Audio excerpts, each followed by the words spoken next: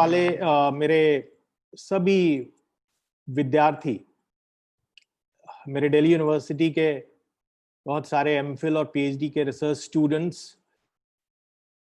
जो आज उपस्थित हैं, और मेरे वर्षों पुराने फ्रेंड्स जिनसे इस डिफिकल्ट टाइम्स में आमने सामने रूबरू होना बहुत मुश्किल हो रहा है। ये सारे लोग हमेशा से मेरे प्रेरणा के स्रोत रहे हैं और मैं उन सबको धन्यवाद देना चाहता हूं जो उन्होंने वक्त निकाला मुझे सुनने का। और मैं बताऊं कि जो मेरे रिसर्च स्टूडेंट्स हैं, इनसे डिस्कशन मुझे और भी नए शोध करने को उत्साहित करता है। ये जो आज जिस बारे में मैं चर्चा करने जा रहा हूं, ये बहुत कुछ मेरे आने वाले शोध से जुड़ा हुआ है। अभी ये वर्क इन प्रोग्रेस है। अभी इस पर मैं किसी निर्णायक कंक्लूजन पर नहीं पहुंचा हूं, लेकिन भारत के परिप्रेक्ष्य में मैं महामारियों का या जो अन्य मेजर टर्निंग पॉइंट्स हुए हिस्ट्री का, उसका भारत के परिप्रेक्ष्य में उसके इतिहास को मैं देखने की कोशिश कर रहा हूं। आज की जो चर्चा और जो इसका विषय मैंने रखा है वो है महामारी, मानव हस्तक्षेप और जलवायु परिवर्तन। अमूमन हम सब ने गौर किया होगा कि ये जो कोविड पैंडेमिक आया या कोविड पैंडेमिक के दौरान जो इतिहासकार या इतिहासकारों ने जो कुछ भी लिखा है या बताने की कोशिश कर रहे हैं, उनका जोर ज्यादातर मनुष्य के जनजीवन पर प्रभाव के आसपास केंद्रित होता है। अगर आप देखेंगे तो उनका एम्फेसिस नॉर्मली महामारी के राजनीतिक या अर्थव्यवस्था पर क्या प्रभाव पड़ रहा है उस पर होता है।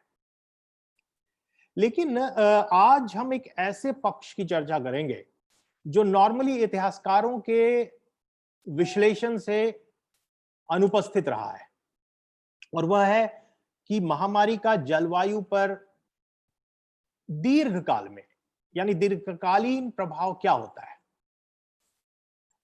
ऐसा इसलिए क्योंकि पारंपरिक जो इतिहास है, उस इतिहास में इसका जो स्रोत जिसका इस्तेमाल हम लोग इतिहास लेखन में करते हैं, क्योंकि इतिहास लेखन का एक प्रोटोकॉल होता है जिसकी मैं बात हमेशा करता हूं, तो इतिहास लेखन के लिए बहुत जरूरी है कि हम स्रोतों का इस्तेमाल करें, प्राइमरी स्रोतों का इस्तेमाल करें। लेकिन होता क्या है कि जो पारंपरिक इतिहास लिखे जाते हैं या लिखे गए हैं, उनमें ज्यादातर स्टेट स्पॉन्सर्ड सोर्सेज होते हैं, यानी स्टेट ने लिखवाए हैं सोर्सेज। और इसीलिए ये जो आलोचना मध्यकाल का इतिहास, भारतीय मध्यकाल का इतिहास जो आलोचना झेलता है कि क्यों ऐसा है कि भारत का मध्यकाल का इतिहास इतिहासकारों ने सिर्फ दिल्ली सल्तनत और मुगलों के ऊपर केंद्रित करके रखा है, उसका एक बहुत बड़ा कारण यह है कि इतिहासकारों ने अब तक सिर्फ ऐसे स्रोतों का इस्तेमाल किया है जो स्टेट ने प्रोवाइड किए। आप देखेंगे कि पर्शियन सोर्सेस का इस्तेमाल किया जाता है और दिल्ली सल्तनत, और ऐसा बताया जाता है कि दिल्ली सल्तनत और मुगलों के अलावा जैसे मध्यकाल में कुछ था ही नहीं, जो कि सच्चाई नहीं है। ऐसा संभव ही नहीं है कि दिल्ली सल्तनत और मुगलों के अलावा कोई और साम्राज्य ना रहा हो, कोई और राजतंत्र ना रहा हो। इसलिए ये जो स्रोत है बड़े इंपॉर्टेंट है, और जो स्रोत को हमें स्रोतों से अलग हटना है। ये जो पारंपरिक तरीके से जिन स्रोतों का इस्तेमाल अभी तक हम करते आए हैं, उनसे हमें परे होना है। उनसे अलग होएंगे तो हमें एक दूसरे तरह का इतिहास दिखता है, और इसके लिए बहुत जरूरी है कि हम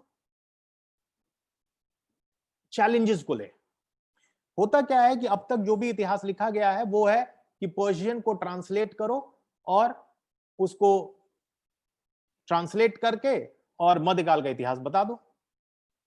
लेकिन ये इतिहास नहीं है, क्योंकि जो स्टेट ने जिन इतिहासों को दर्ज किया या दर्ज करवाया, वो कभी भी सही इतिहास नहीं हो सकता है। जो जलवायु से संबंधित इतिहास है, होता क्या है कि जब आप स्टेट स्पॉन्सर्ड सोर्सेज को पढ़ेंगे तो उसमें जलवायु से संबंधित इतिहास को उसके आधार पर लिखना और भी मुश्किल हो जाता है। लेकिन ये नामुमकिन नहीं है, उसके लिए हमें स्रोतों को अलग तरीके से देखना पड़ता है। आज हमें इसको स्वीकार करने में कोई बुराई नहीं है और हमें स्वीकार करना होगा कि वर्षों से हम सामाजिक आर्थिक जो संरचनाएं हैं और जो जो विश्लेषण हम करते आए हैं, उसके जो आइवरी टावर है, उससे हम बाहर नहीं निकल पाए हैं। और इसके लिए हम काफी हद तक ये जो स्रोत जिनकी बात मैं कर रहा था, ये जो प्रायोजित स्रोत होते हैं, इन प्रायोजित स्रोतों पर हम इतिहासकारों का निर्भर रहना है। सो जब हम पारंपरिक इतिहास लेखन की पद्धति से बाहर निकलते हैं तो हमें एक नए प्रकार का इतिहास जानने को मिलता है। अब देखिए, मैं अखबार में रोज पढ़ रहा हूं, नई शिक्षा नीति आई है 2020 की। कई लोग इसके क्रिटिक हैं, लेकिन मुझे लगता है कि पर्सनली कि इसका इम्प्लीमेंटेशन कैसे होता है, ये बहुत बड़ा चैलेंज है। लेकिन नई शिक्षा नीति इस ओर एक अच्छा कदम है, खासकर इतिहास के लिए, क्योंकि इतिहासकारों को अब इस परंपरागत स्रोत हैं, इससे बाहर निकल के नए तरीके का इतिहास लिखने में वो सक्षम हो पाएंगे। और जो अब नए शोधकर्ता हमारे सामने आएंगे, उनको बहुत सी समझ होगी, क्योंकि आपने इस देखा होगा कि इस नई शिक्षा नीति में मल्टी डिसिप्लिनैरिटी की बात की गई है।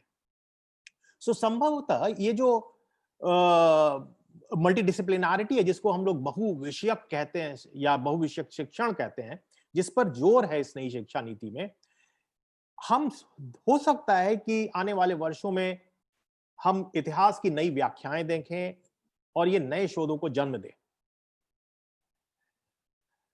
आपको ध्यान होगा कि हाल ही में मुझे लगता है ये पिछले महीने की ही बात है कि प्रधानमंत्री ने मध्य प्रदेश के रीवा में एक बहुत ही विशाल सौर ऊर्जा प्लांट का उद्घाटन किया था। और आपको याद होगा कि जब ये सौर ऊर्जा प्लांट का उद्घाटन हुआ था, तो मैं इसकी बात तो नहीं कर रहा हूं कि ये जो सौर ऊर्जा प्लांट है वो उसको अखबारों में, मध्य प्रदेश के अखबारों में तो उसका वर्णन जरूर रहा होगा। मैंने तो मध्य प्रदेश का अखबार नहीं देखा है, लेकिन आश्चर्य की बात यह है कि मीडिया में या अखबारों में, जो नेशनल लेवल के अखबार हैं, यहां कहीं भी इस पर कोई गहन चर्चा नहीं हुई। ये एक इवेंट की तरह आया और वो चला गया। ऐसा इसलिए था कि हम इस तरह की बातें नहीं सुनना चाहते हैं। हमारी दिलचस्पी इसमें ज्यादा है कि कितने लोग कोविड से बीमार हो रहे हैं, कितने की मृत्यु हो गई है, किसके लिए मरकज जिम्मेवार है, किसके लिए मरकज जिम्मेवार नहीं है, या फिर किस फिल्म शख्सियत का आत्महत्या हुई या आत्महत्या क्यों की। तो हमारा ध्यान, मैं हमारे से मतलब है आम लोगों का, हमारा ध्यान ज्यादातर इन बातों पर रहता है और इसीलिए मीडिया हमेशा इसकी बातें करता है। जबकि जरूरी है कि मनुष्य के एग्जिस्टेंस पर जिसका प्रभाव पड़ने वाला है, उसकी बातें हम करें। और यदि अखबार में कोई लेख पैंडेमिक के दूरगामी परिणाम की बात करने लगेगा या उसको छापेगा, तो इसको पढ़ने वाले बहुत नाम मात्र के लोग होंगे।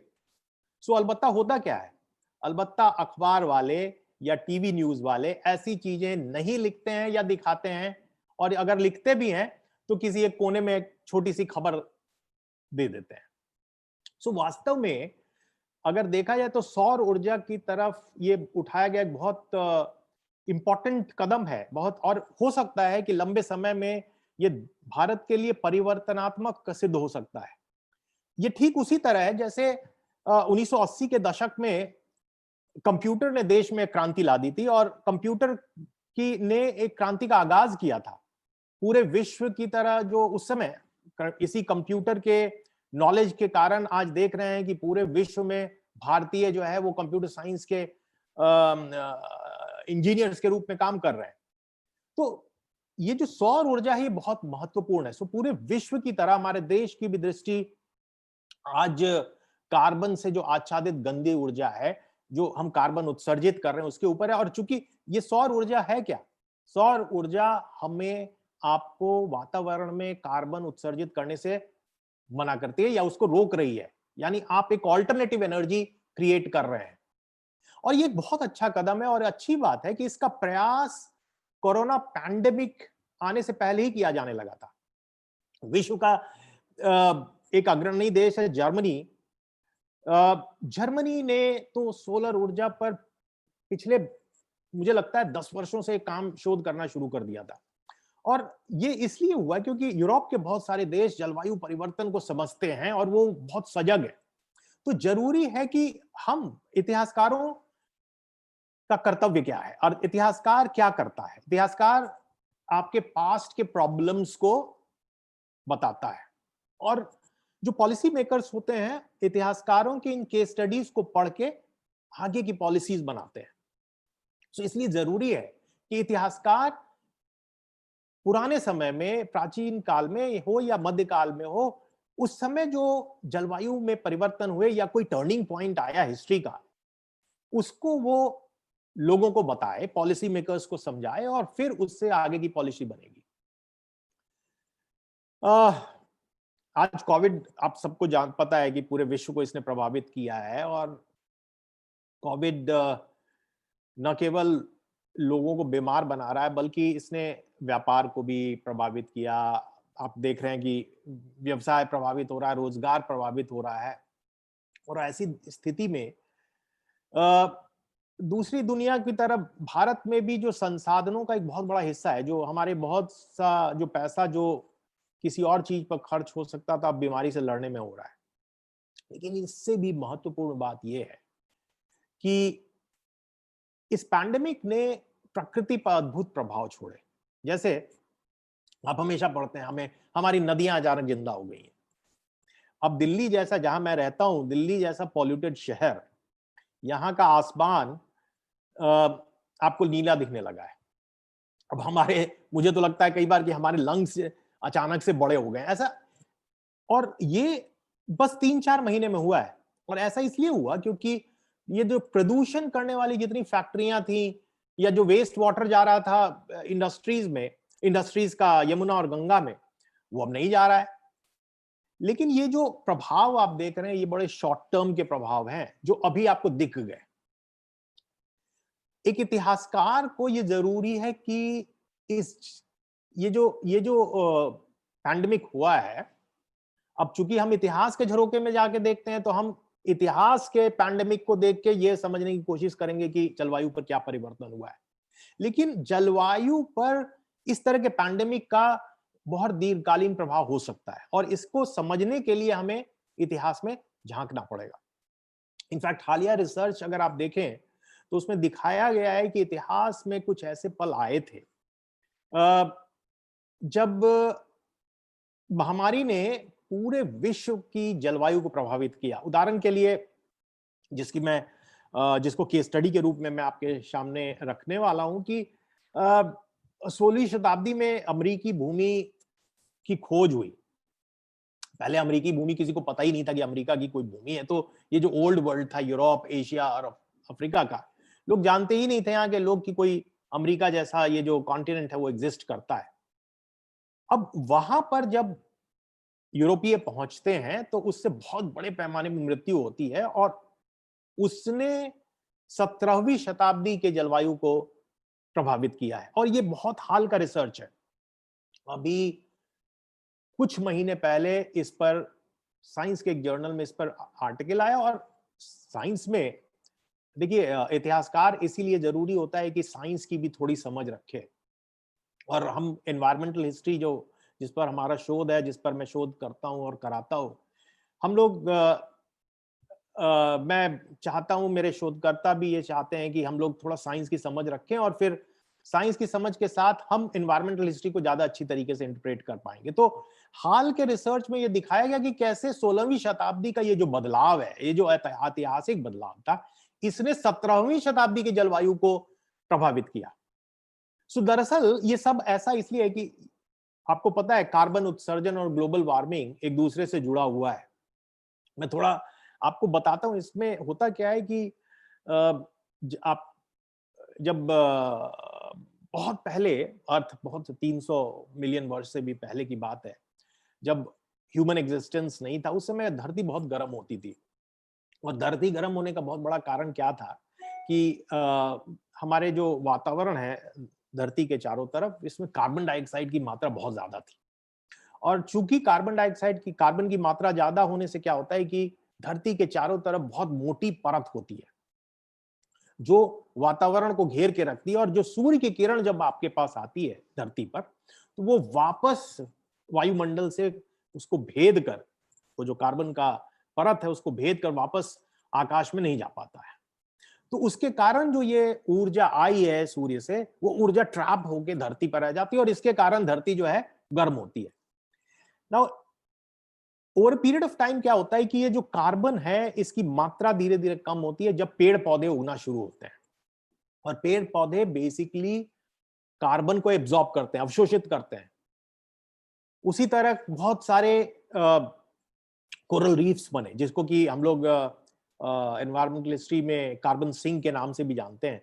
सो कार्बन सिंक भी कार्बन को एब्जॉर्ब करता है, क्योंकि कोरल रीफ जो होता है, जो आपको समुद्र में दिखेगा, वो कार्बन के लिए जलाशय के रूप में कार्य करता है। इसीलिए हम लोग आज कहते हैं कि भाई कोरल रीफ को बर्बाद मत करो, क्योंकि कोरल रीफ बर्बाद होगा तो उससे कार्बन उत्सर्जित होकर वापस वातावरण चला जाएगा।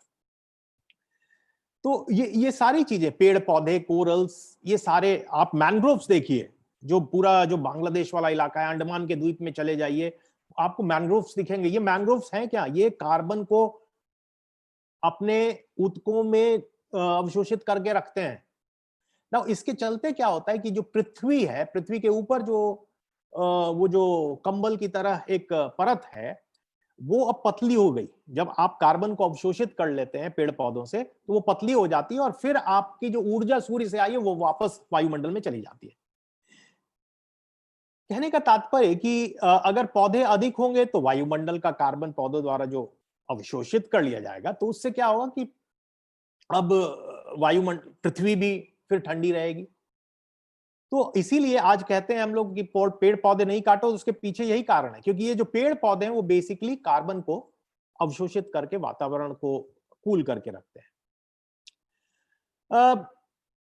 इसी मैंने ये बैकग्राउंड आपको इसलिए दिया क्योंकि हमें ये बहुत जरूरी है समझना कि 16वीं शताब्दी में जो बदलाव आ रहे थे, क्योंकि एक पर्यावरण इतिहास के शोधकर्ता के रूप में हम लोग दीर्घकालीन बदलाव को देखते हैं, और उसको मॉडर्न कंटेक्स्ट में जो मॉडर्न साइंटिफिक अंडरस्टैंडिंग है, अब ये ग्लोबल वार्मिंग और ये जो कार्बन एमिशन का जो संबंध है, ये बेसिकली एक साइंटिफिक अंडरस्टैंडिंग है जो इतिहासकार को भी समझना जरूरी है। अगर इतिहासकार इसकी समझ नहीं रखेगा, इस साइंटिफिक अंडरस्टैंडिंग की समझ नहीं रखेगा, तो वो 16वीं और 17वीं शताब्दी के बदलाव को नहीं समझ पाएगा। इसलिए मैं ये कहता हूं कि ये जो मल्टीडिसिप्लिनारिटी आई है हमारे नई शिक्षा नीति में, ये बहुत हमारे लिए महत्वपूर्ण है और ये बहुत अच्छा कदम है। इसीलिए मैं बार बार कहता हूं, तो इतिहास में जो डिजीज ट्रांसमिशन के पीछे हमने देखा है कि आम कारणों में से एक बहुत बड़ा कारण है लोगों के द्वारा जो लंबी दूरी की यात्रा की गई। और अभी इससे पहले हमारे दोनों माननीय वक्ताओं ने इसकी चर्चा भी की कि कैसे लंबी दूरी से जो बीमारियां हैं दूर दूर के देशों में चली जाती थी।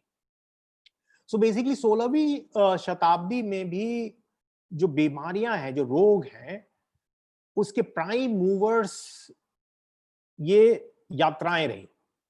सो जहाज की जो गतिशीलता, जैसे जैसे जहाज का नया इनोवेशन हुआ, जहाज की टेक्नोलॉजी आई, उसमें समुद्र में जाने की प्रवृत्ति बढ़ी मनुष्य की, और उसके कारण बीमारियों का भी संचरण हुआ।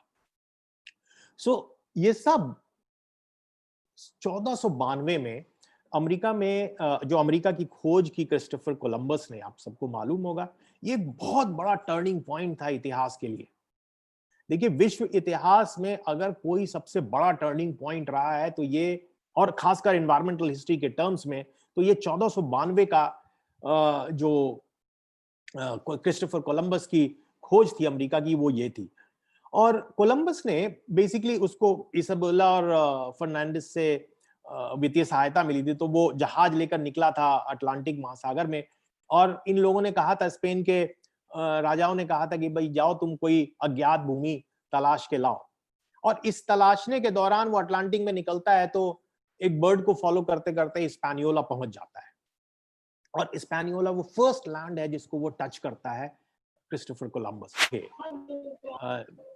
अगर आप देखें तो ये दो पृथ्वी जो है दो भागों में विभाजित थी, और इस ये जो दो विभाग हैं ये आपस में अब मिल गए, और इसके कारण जो वहाँ की इकोलॉजी है, वहाँ के जो जानवर हैं, जो पौधे हैं, बीमारी है, ये सब आपस में एक दूसरे का आदान प्रदान होता है।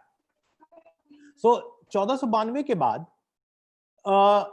इसी के बाद सबसे ज्यादा जो प्रकृति का दोहन भी शुरू होता है, और इसके बाद आप देखेंगे कि प्रकृति में बहुत ही जिसको कहते हैं इरिवर्सिबल चेंजेस वो होने शुरू होते हैं, क्योंकि सारे जहाज जो जाते आते थे यूरोप से, जो जहाज जा रहे हैं अमेरिका की तरफ, उस हर जहाज में पालतू जानवर है, वर्मिन है, चूहे हैं, कीड़े हैं, बहुत सारे रोगाणु जा रहे हैं, वायरस जा रहे हैं, और यूरोपीय जो जाते थे उसमें वो बहुत से वायरस और बैक्टीरिया के कैरियर्स होते थे, लेकिन वो उनको दिखता नहीं था।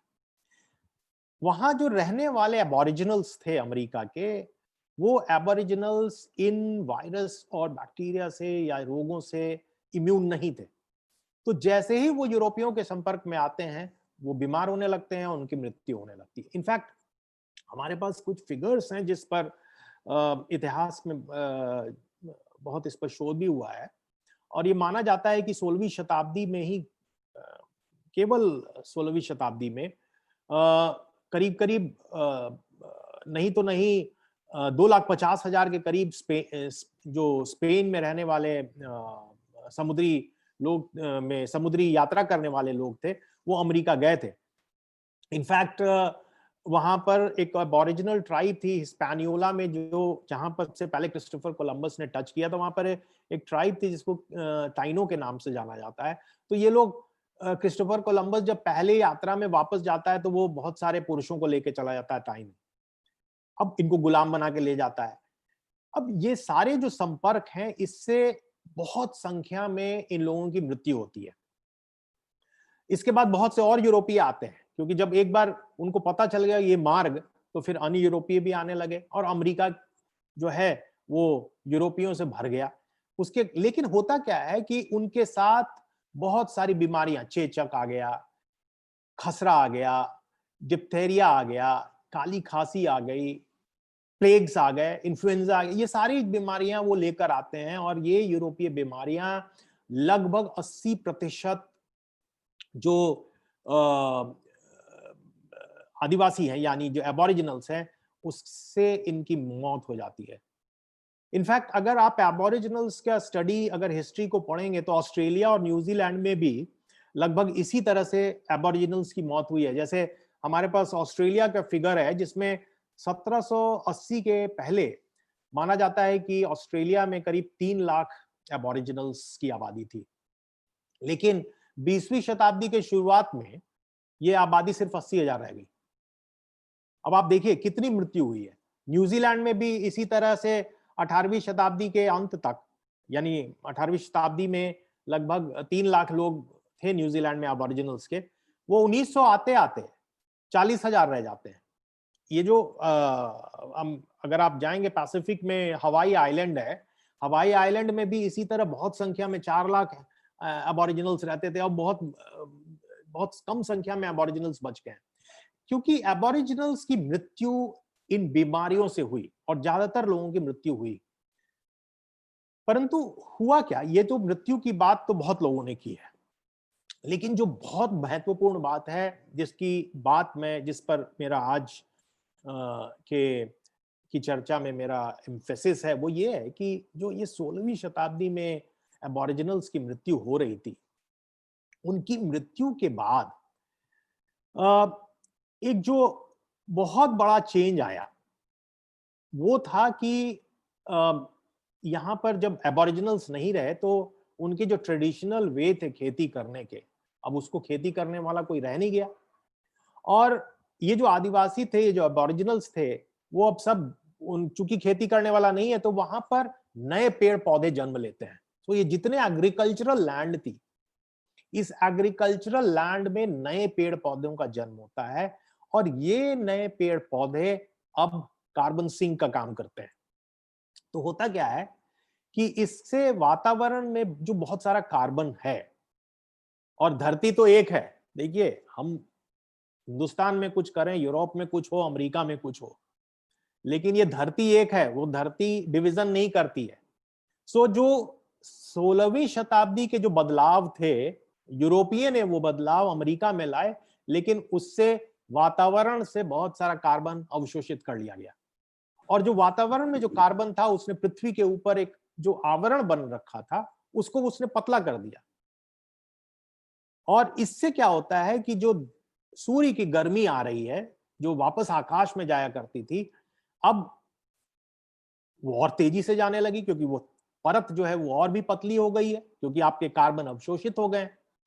इसके कारण, और ये वेल रिसर्च्ड है, जो अभी हाल के साइंस जर्नल में पब्लिश हुआ है, जिसकी मैं बात कर रहा हूं, इसलिए कोई ऐसी बात नहीं है जिस पर कोई एविडेंसेस नहीं है, क्योंकि साइंटिस्ट ने इसके लिए एविडेंसेस बटोरे हैं, प्रॉक्सी एनालिसिस किया, बहुत से पुराने डेटा को पढ़ा, बहुत से पेड़ों को पढ़ा, और उसकी स्टडी करने के बाद ही इस एनालिसिस पर पहुंचा गया है। तो इसके कारण होता क्या है कि जब नए पेड़ पौधे बनते हैं और जब कार्बन अवशोषित हो जाता है, तो इसके कारण 17वीं शताब्दी में उसका इंपैक्ट नजर आता है, जब ग्लोबल कूलिंग होती है, जिसको कि हम इतिहास में लिटिल आइस एज के नाम से जानते हैं। तो 17वीं शताब्दी में जो लिटिल आइस एज होता है यूरोप में, और यूरोप में उसका इंपैक्ट ज्यादा हुआ है, अधिक प्रभाव पड़ा है, क्योंकि यूरोप में विंटर आपको पता है कि बहुत कई महीनों का होता है। अब लिटिल आइस एज आने से, यानी ग्लोबल कूलिंग होने से, ये जो विंटर है यूरोप का, वो और लंबा हो जाता है। जो ग्रीष्म के महीने हैं वो और छोटे हो जाते हैं, और इससे क्या होता है, खेती प्रभावित होती है। हिंदुस्तान की तरह नहीं है कि यहाँ पर 2 फसलें और 3 फसलें उगाई जा सकती हैं यूरोप में। यूरोप में सिर्फ एक ही फसल उग सकती है, क्योंकि बहुत कम महीने मिलते हैं खेती के, सनशाइन मिलता है। अब यहाँ जो है, विंटर जब लंबा हो जाता है, यानी बर्फ की चादर से ढका रहती है धरती, तो खेती प्रभावित होती है। और इस परिस्थिति में क्या होता है कि इकोनॉमी इफेक्ट होती है यूरोप की, और तभी Dutch east India company, English east India company, इस तरह की कंपनीज निकलकर इंडियन ओशन में वेंचर्स करना शुरू करती हैं, क्योंकि उनके पास अब इकोनॉमी को रिवाइव करने के वो नए तरीके ढूंढते हैं। और इस पर बड़े अच्छे अच्छे अभी हाल के वर्षों में शोध सामने आए हैं। जैसे हमारे पास जेफरी पार्कर ने ग्लोबल क्राइसिस किताब लिखी थी, बड़ी अच्छी किताब है, और उसी तरह ब्रायन फैगन ने लिटिल आइस एज करके किताब लिखी। लेकिन एक बहुत कुछ महीने पहले किताब आई है, वो अद्भुत किताब है, इसको इतिहासकारों को जरूर पढ़ना चाहिए, फ्रिजिड गोल्डन एज। और इसमें बहुत अच्छी तरीके से बताया गया है कि कैसे इतिहास में हम क्लाइमेट चेंज को पढ़ सकते हैं, और क्लाइमेट चेंज को इतिहास के दृष्टिकोण से वो क्यों इतना महत्वपूर्ण है। सो कहने का मतलब कि जो वर्तमान में जो महामारी है भारत में, जैसे हमने देखा कि श्रमिकों का रिवर्स माइग्रेशन जो बहुत चर्चा में रहा, वो सैकड़ों किलोमीटर पैदल चलते रह गए। अब शुरुआत में ही अगर इन श्रमिकों को छोड़ दिया गया होता, इनको रोका नहीं गया होता, तो ये जो आज हमें बहुत बड़ी भूल लग रही है, क्योंकि यही श्रमिक जब बिहार के छोटे छोटे शहरों में गए हैं, तो आज बिहार में आप हालात देख रहे हैं कि कितना पैंडेमिक फैल गया है। तो शुरुआत के महीने में अगर ये चले गए होते, तो ये पैंडेमिक नहीं फैला होता। तो लेकिन क्या हुआ कि इनके माइग्रेशन बहुत जरूरी थे, इनको रोकना मुश्किल हो गया था, क्योंकि फैक्ट्रियां बंद हो गई थी। अब वे रुक नहीं सकते थे, उनके खाने पीने की चीजें यहाँ अवेलेबल नहीं थी, उनके पास पैसे नहीं थे। लेकिन अगर एक शोधकर्ता के रूप में ये बहुत जरूरी है कि इस रिवर्स माइग्रेशन के हम दूरगामी परिणामों को समझने की कोशिश करें। इसके दूरगामी परिणाम क्या हो सकते हैं? अगर आप देखिए, अब अगर आपने ध्यान दिया होगा कि पिछले कुछ महीनों में जब विश्व स्तर पर, हालांकि मैं केवल भारत की बात नहीं कर रहा हूं, विश्व स्तर पर जो नेताओं का ध्यान था वो पर्यावरण और ग्लोबल वार्मिंग जैसे मुद्दे से हट गया पैंडेमिक के दौरान, क्योंकि हर देश जो है वो केवल आर्थिक उन्नति, आर्थिक संकट से किस तरह बाहर निकला जाए उसको, और उसकी आड़ में इनफैक्ट अब क्या होता है कि वो कुछ भी कर रहा है। अब विश्व के किसी भी देश को देख लीजिए, हर देश जो है वो आर्थिक संकट से निकलने की बात कर रहा है। सो जो ये जो आर्थिक आघात पहुंचा है, इसके क्रम में हो क्या रहा है कि जो ऑयल इंडस्ट्री है, प्लास्टिक इंडस्ट्री है, एयरलाइन इंडस्ट्री है, ऑटोमोबाइल इंडस्ट्री है, ये सारे उद्योग जो हैं वो लाभ के लिए सरकार से नकद किसी तरह का कंपनसेशन चाह रहे हैं या रोल बैक चाह रहे हैं। और ये जो एहसान है, ये जो एहसान की मांग हो रही है, ये बेसिकली किसके कॉस्ट पर हो रही है? ये हो रही है एनवायरमेंट के कॉस्ट पर। इनफैक्ट भारत में भी आपने देखा होगा कि जो ईआईए है, जिसको हम लोग कहते हैं एनवायरमेंटल इंपैक्ट असेसमेंट, इसके जैसे ये जो नियम है ये भी रिलैक्स हो गए हैं थोड़े।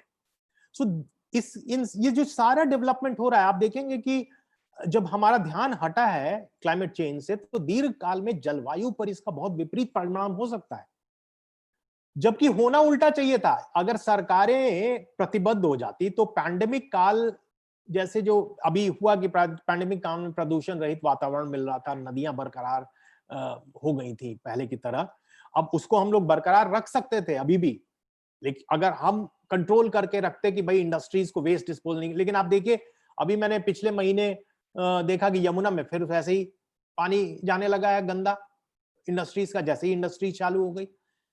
मुझे आश्चर्य होता है कि कैसे सरकारें इसको अलाउ कर देती हैं। हम बातें करते हैं कि प्रदूषण रोकना है, लेकिन फिर से वही हो जाता है। तो हो क्या रहा है कि आर्थिक संकट से निकलना है, चूंकि देश का ध्यान उस पर है, तो इंडस्ट्रीज कुछ भी कर रही है उसको करने दो, लेकिन इन सब के दूरगामी परिणाम हो सकते हैं।